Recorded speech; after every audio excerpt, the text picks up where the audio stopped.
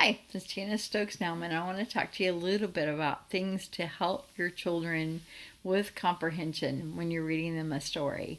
And actually, to get them interested in the story, sometimes one of the things you have to do is give them a hook.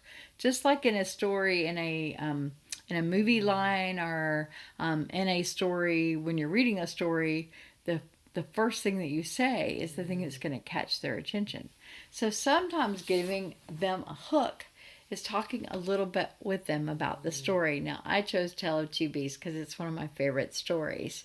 But what you do with this is you talk to them about how, have you ever been at school and where the teacher said, one thing, like somebody in the classroom said, oh, so-and-so went to the bathroom and then he went out on the hallway and he did this other thing. And then another kid comes and says, well, no, he didn't do that. He did this.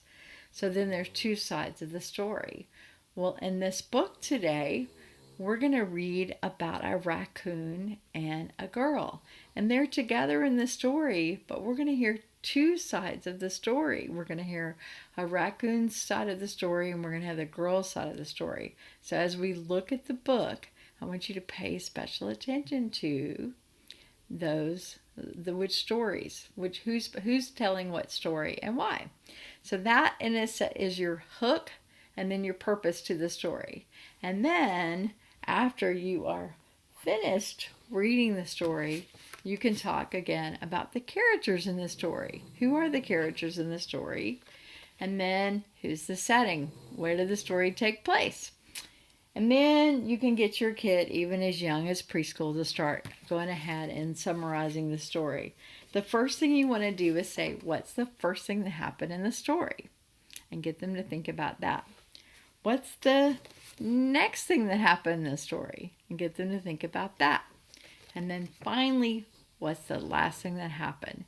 And if you do that with every single story, you are actually breaking up the story into parts. And guess what? When they're much older and they're having to write a story, they're already going to know the different parts of the story. So there's your tip. It not only helps you to hook them in and give them a purpose of what to look for, but when you summarize the story, you're helping them remember the story in that way. So thanks again for watching.